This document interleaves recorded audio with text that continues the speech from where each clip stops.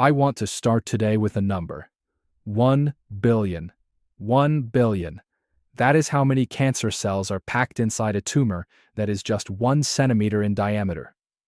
1 centimeter, roughly the width of your pinky fingernail. In fact, that's approximately the smallest size you'd be able to feel with your own fingers if you were doing a self-exam. By the time you can actually detect something, there are already a billion cells in there. Now, I'm not telling you that to scare you. I'm telling you that because I think it completely reframes the conversation we need to have today. Because if we're waiting until we can feel something to start thinking about cancer defense, we are, by definition, very late to the game. The real game, the one that actually matters, is happening right now, invisibly, inside every single one of us. And the good news, the genuinely profoundly good news, is that your body is already fighting it, with a level of sophistication that, honestly, still gives me pause even after years in medicine. Today, I want to walk you through what that fight actually looks like, what your body's defense systems are doing on your behalf, and how the choices you make, particularly the ones you make in your kitchen, can either arm those systems or quietly undermine them.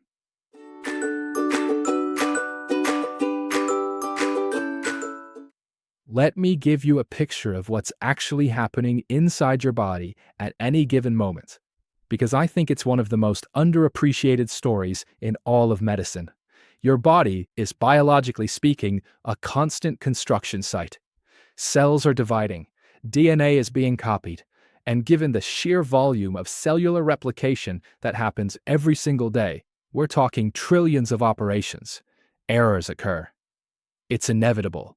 Some of those errors produce cells that are, in the clinical sense, abnormal, precancerous, or outright cancerous at the cellular level. This is not rare. This is not something that happens only to certain people with certain genetics or certain habits. This is baseline human biology. The difference between the person who never knows this is happening and the person who eventually receives a diagnosis is not whether these abnormal cells form. It's whether the body's defense systems successfully contain them. And this is where the first and most important concept of today's conversation comes in. We've known for some time that microscopic tumors, clusters of abnormal cells, form in the human body regularly and routinely. In autopsies of people who died of entirely unrelated causes, researchers found small, dormant tumors in the thyroid in roughly a third of adults. They found similar clusters in breast tissue, in prostate tissue. These were people who, in life, had no cancer diagnosis, no symptoms, no indication anything was wrong, because nothing was wrong. Those clusters were harmless, they were dormant, and they were dormant for a very specific reason. They were approximately 2 to 3 millimeters in size, about the diameter of a pencil tip, and at that size, they lacked something critical: their own private blood supply. Here's the analogy I use with patients. Imagine a city that's been cut off from all supply routes. No roads in, no roads out. No electricity, no food deliveries, no fuel. That city can exist for a little while on its reserves, but it cannot grow. It cannot expand. It's frozen. That's what these dormant clusters look like biologically. They're frozen at pencil tip scale because they have no vascular infrastructure to support further development. And in that state, they are not a threat to you. The process by which a tumor builds that blood supply is called angiogenesis, the formation of new blood vessels. And this is the critical threshold. This is the line between harmless cluster and cancer that can kill you. When a tumor successfully triggers angiogenesis, when it manages to co-opt your body's own vessel-growing machinery and redirect it toward itself, the resources start flowing. Oxygen arrives. Glucose arrives. The tumor is no longer frozen. And once that supply line is established, the growth is not gradual, it's explosive. The data shows a tumor can expand 16,000 times in size in just 2 weeks once it achieves a functional blood supply. 16,000 times, 2 weeks. Now, here's the thing that I want you to hold on to as we go through the rest of this conversation. Your body has an entire suite of systems specifically designed to prevent that from happening. And your daily choices, your lifestyle, your stress levels, your sleep, and critically, your diet, are constantly feeding or starving those defense systems. So when I said at the top that your body is already fighting this fight every day, I meant it literally. They are circulating through your tissues, scanning for anything that looks aberrant, anything that doesn't fit the normal cellular profile of the tissue it's in. When they find something suspicious, they respond. We sometimes use the analogy of police officers on a beat, running constant surveillance, responding to threats before they escalate. And beyond that, your DNA repair machinery is running nearly continuously, because DNA damage from oxidative stress, from radiation, from environmental toxins, happens constantly. Your cells have what are essentially dedicated repair crews whose entire job is to find the broken sequences and fix them. Copy errors get corrected. Damaged segments get repaired. In some cases, cells that are too damaged to fix are simply prompted to undergo apoptosis, a kind of cellular self-destruct, so they can't replicate and pass on the error. The sophistication of this system, when you really sit with it, is extraordinary.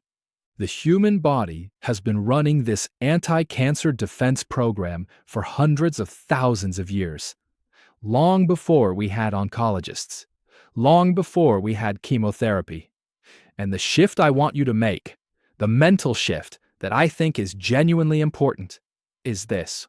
Instead of thinking about cancer as something that might happen to you, start thinking about it as something your body is resisting successfully every single day. That reframing is not just motivational language. It has real implications for how you approach your choices.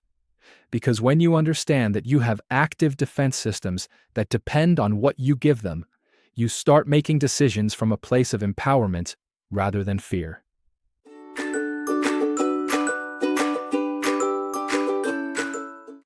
All right, I need to talk about soy. And I want to be honest with you. This is a topic that comes up in my practice constantly. And every time it does, I feel a small wave of frustration. Not at the patient. Never at the patient. They're asking perfectly reasonable questions based on information they've received. But at the way this information has been distorted, amplified, and spread. Because the idea that soy is dangerous for women, particularly women who have had breast cancer, or who have a family history of it, is one of the most persistent and frankly harmful myths in nutritional medicine right now. Let me explain exactly where the fear comes from and why it's misplaced. Some breast cancers, not all, but a significant proportion, are what we call estrogen receptor positive, meaning the cancer cells have receptors on their surface that bind to estrogen. When estrogen binds, it acts like a key in a lock, and the cancer cell gets a growth signal. This is established biology. Soy contains compounds called phytoestrogens, specifically one called genistein. Phyto means plant, so phytoestrogens are plant-derived compounds with some structural resemblance to estrogen.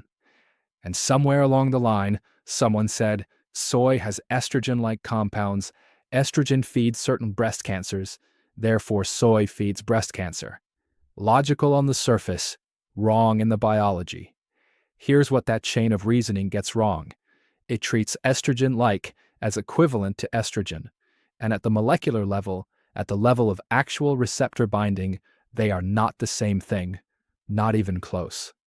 Plant-based genistein and human estradiol look completely different under a microscope. They interact with receptors differently. And critically, this is the key point.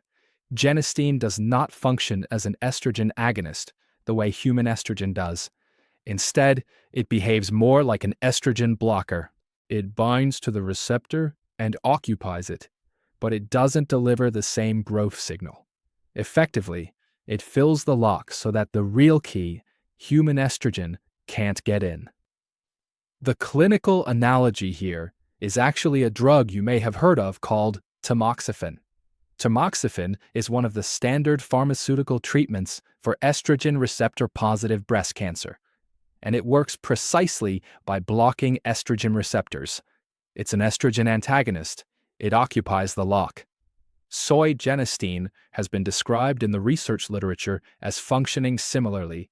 Mother Nature's tamoxifen, as some researchers have put it.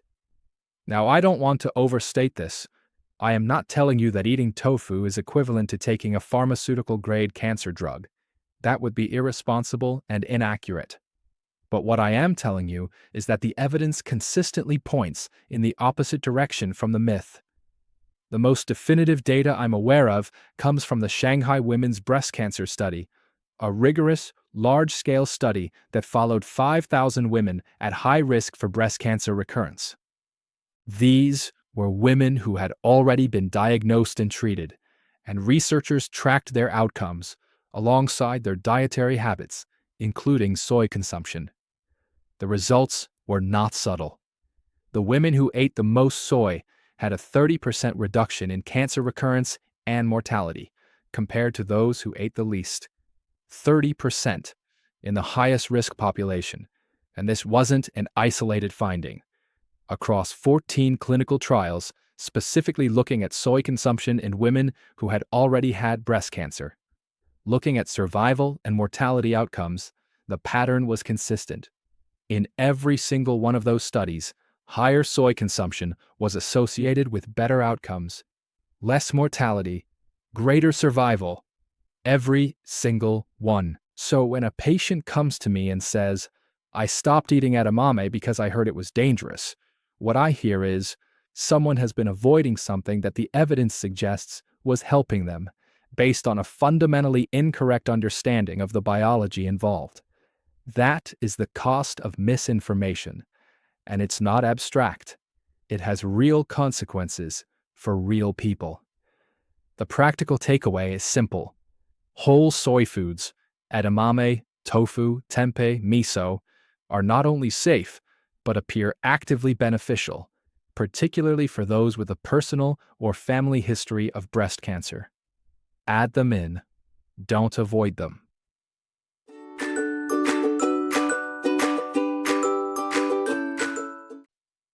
I want to spend some time now on a gap in conventional oncology that doesn't get discussed enough. And I bring this up not to criticize oncologists. I have enormous respect for what they do, and modern cancer treatment has achieved things that would have seemed miraculous 2 generations ago. But there is a specific problem that the field is still working to solve, and it relates to why cancer comes back.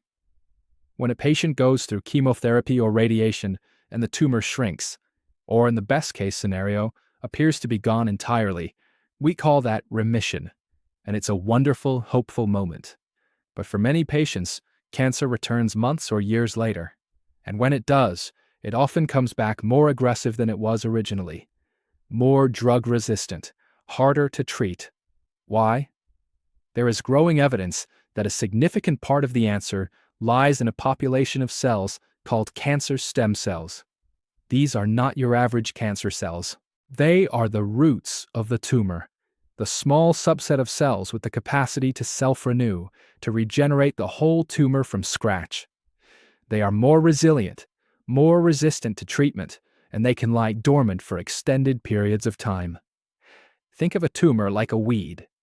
Standard chemotherapy is very good at cutting the weed down. But if the roots are still in the ground, if the cancer stem cells survive the treatment, the weed grows back, sometimes bigger and harder to cut than before. The pharmaceutical industry is actively working on treatments that specifically target cancer stem cells. It's a major area of oncology research, and progress is being made. But we don't yet have a widely available, clinically deployed drug that specifically and reliably eliminates cancer stem cells across cancer types, which makes what the research shows about matcha green tea quite remarkable. Studies specifically looking at breast cancer stem cells have demonstrated that matcha polyphenols, particularly the catechin EGCG, which regular green tea also contains but in much smaller amounts, can specifically target and kill cancer stem cells, not just the bulk tumor cells, but the roots. Now, before I explain what makes matcha different from regular green tea, let me just pause and say, this is not a claim that drinking matcha cures cancer. It does not. If you are undergoing cancer treatment, please don't interpret anything I say here as a reason to skip appointments or change your prescribed regimen. Work with your oncologist. What I am saying is that this is a compelling area of research that suggests matcha may be a meaningful complementary support, particularly for those in remission who are looking to give their bodies every possible tool to prevent recurrence. So what makes matcha different? Two things, and both come down to the production process. The first is shading. About 4 weeks before harvest, matcha tea plants are covered, shaded from direct sunlight. This is a deliberate stressor. The plant, deprived of its primary energy source, responds by producing large quantities of protective compounds, particularly polyphenols and catechins, as a kind of biological stress response. The leaves become extraordinarily rich in these active compounds compared to plants that have grown in full sun throughout the season. The second difference is how you consume it. With regular green tea, you're steeping leaves in water. You're extracting some of the compounds into the liquid. But much of what's in the leaf, bound up in the fiber, in the plant cell walls, never makes it into your cup. You steep it, you pull out the bag, and a significant portion of the active compounds goes in the bin. With matcha, the entire leaf is ground into a fine powder, and you consume that powder. You're not extracting from the leaf, you're eating the leaf in its entirety. You get 100% of the polyphenols. You get the dietary fiber. You get everything. The difference in active compound concentration between a cup of matcha and a cup of standard steeped green tea is substantial. This is not a minor variation in the same product. It's a genuinely different pharmacological profile. For people in remission, or for those with a strong family history of breast cancer who are thinking proactively, incorporating matcha into a daily routine is one of the more evidence-supported dietary shifts I'm aware of. A scoop whisked into warm water the traditional way. Simple, accessible, and addressing a gap that conventional medicine doesn't currently have a targeted pharmaceutical solution for.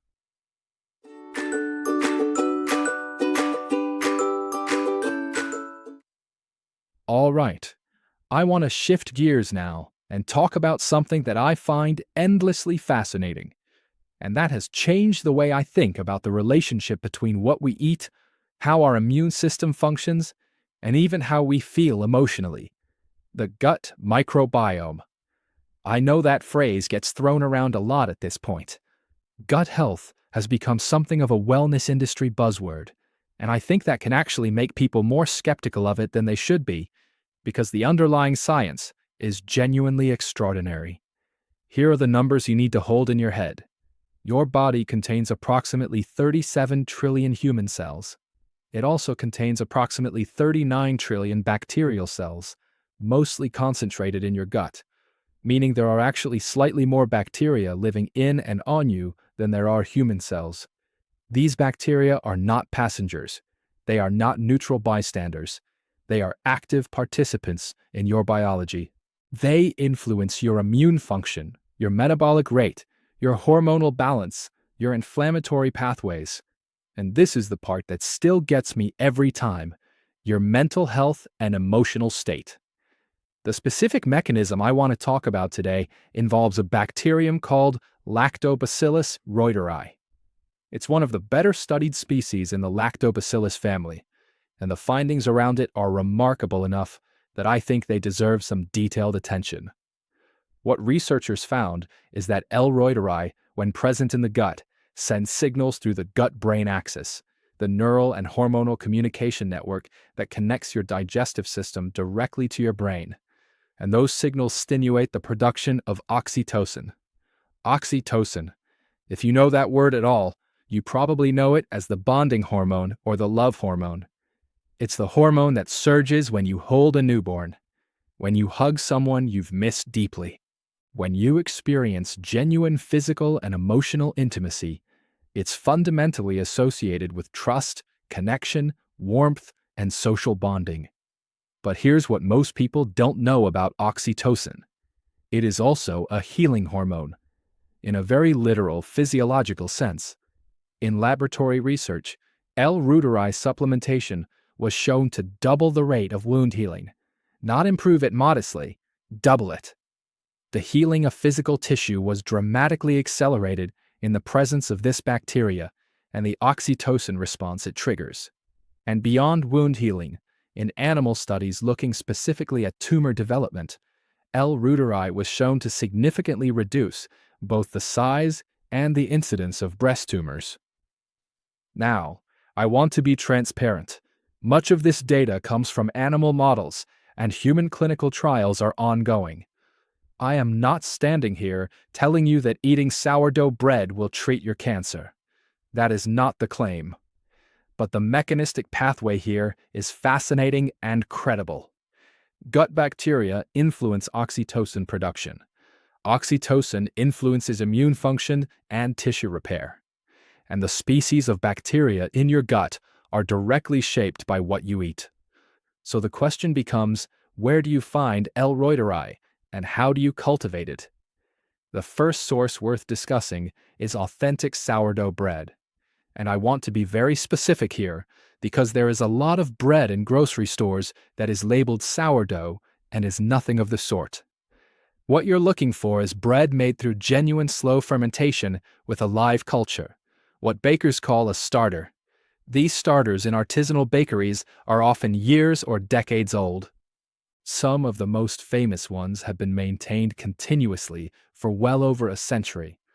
Real sourdough starters are rich in lactobacillus species, including L-reuteri, because that's what a slow, wild fermentation process cultivates.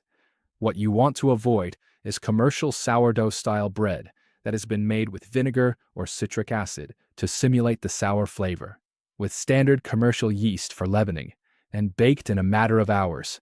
No real fermentation, no real bacteria, no real benefit. The label looks the same. The biology is completely different. The second source, and this one always gets a smile in my practice, is Parmigiano Reggiano cheese. Real Parmigiano Reggiano, the authentic Italian product with the rind stamped in that distinctive dotted pattern. L-reuteri is one of the starter bacteria used in the production of genuine Parmigiano Reggiano, and it survives in the aged cheese. What you're not looking for is the pre-grated Parmesan in a plastic shaker can that's been sitting on a shelf at room temperature. That product has been heat-treated and processed to the point where no live bacterial cultures remain. The biology is gone. You want the actual cheese, the real block, ideally imported with the rind intact. I understand that's more expensive, but from a perspective of what you're actually getting biologically, it's a fundamentally different product. And beyond the physical healing implications, I find something almost poetically meaningful about the oxytocin connection here. The foods that cultivate the bacteria that help heal your body, that help regulate your immune system, that protect you against tumor development, also trigger the hormone of connection, of love, of bonding. The biology of healing and the biology of human connection are, it turns out, deeply linked, and they run through the same bacterial species in your gut. I don't think that's a coincidence. I think it's a very elegant reminder of how integrated these systems actually are.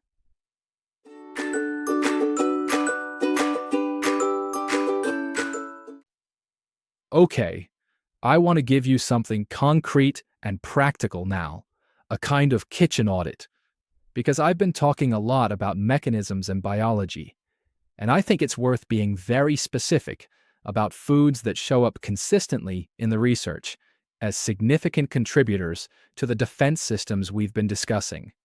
Think of your kitchen as a pharmacy, because in a very real biological sense, that's what it is. Let's start with tomatoes. There is a persistent, baseless worry among some people that tomatoes, because they're in the nightshade family, are somehow inflammatory or dangerous. This is not supported by the evidence. In reality, tomatoes are one of the most potent anti-angiogenic foods we know of. They contain a compound called lycopene that has been consistently shown in research to inhibit the blood vessel recruitment process that allows tumors to grow. One important nuance: the bioavailability of lycopene goes up significantly when tomatoes are cooked and combined with a fat. Tomato sauce with olive oil is not just delicious, it's biologically superior for lycopene absorption compared to raw tomatoes. Don't skip the sauce. Next, tree nuts, walnuts, pistachios, macadamia nuts. These are not just healthy fat sources in the generic sense. They contain specific compounds that have been shown to inhibit tumor blood supply. They essentially cut off the nutritional routes to microscopic tumors. Research on walnuts in particular has shown meaningful anti-cancer effects across multiple cancer types. Brassica vegetables, and I talked at length about broccoli in a previous episode, but let me add here that the whole family deserves attention. Broccoli, cauliflower, Brussels sprouts, turnips, kale. All of these contain sulforaphane and related compounds that activate your body's anti-angiogenic systems. If you're going to be intentional about one vegetable family for cancer defense, this is the one. And then berries, particularly blueberries and strawberries. The research here is consistently impressive. Both contain ellagic acid, a polyphenol that works specifically to prevent tumors from recruiting new blood vessels. Dr. William Lee, whose lab work I deeply respect, has described the results of strawberry extract in their angiogenesis screening system as hitting a home run. High potency, measurable effect. And here's what I want to emphasize about all of these foods. They are not rare, expensive, or exotic. They are things that are available in essentially every grocery store, often in frozen form at lower cost, and that are already familiar to most people's palates. The gap is not access. The gap is awareness. Once you know what these foods are actually doing inside your body, the motivation to include them changes. This is about deliberately providing your defense systems with the materials they need to do their job. And the cumulative effect matters. You're not going to hit a home run with any single food. This isn't how nutrition works. But building a dietary pattern that routinely includes anti-angiogenic foods, foods that support the microbiome, foods rich in the compounds that protect and repair DNA. Over time, that pattern becomes the substrate of a body that is genuinely harder to get sick. Don't forget to hit that subscribe button and join the journey. I want to close today with a distinction that I think about a lot in my practice, and that I wish was more central to how we talk about medicine as a society. The difference between sick care and health care. Sick care is what happens when you're already sick. It's the emergency room visit, it's the MRI and the biopsy and the oncology consult. It is essential, and I am genuinely grateful that it exists and that it's as sophisticated as it is. There are people alive today because of what modern oncology can do that would not have survived 20 years ago. That's real progress, and it's worth honoring. But sick care is by definition reactive. It waits for the problem to be big enough, symptomatic enough, detectable enough, and then it responds. Healthcare, in the truest sense of those words, is what happens before you need the sick care system. It's what you choose to eat for breakfast. It's whether you take a walk today. It's the composition of your gut microbiome. It's the level of chronic inflammation in your body. And here's the uncomfortable truth that I think our medical system has not fully reckoned with. For most chronic diseases, including most cancers, the window where intervention is most impactful, where the trajectory can genuinely be changed, is years or decades before a diagnosis. Before there's anything to see on a scan, before any symptoms, when everything from the outside looks fine. That window is not the province of hospitals and oncologists. That window belongs to you, to what you do every day. The body you have right now has extraordinarily sophisticated systems for keeping you well. They've been running since before you were born.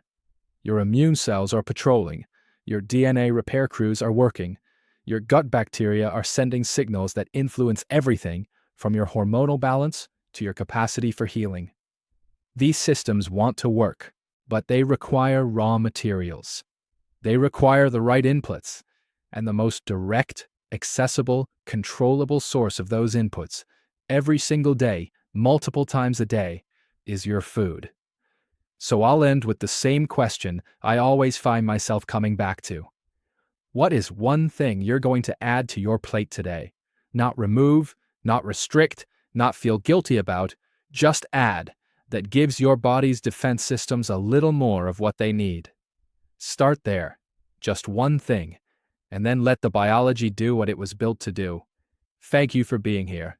Take good care of yourselves, and I'll see you next time.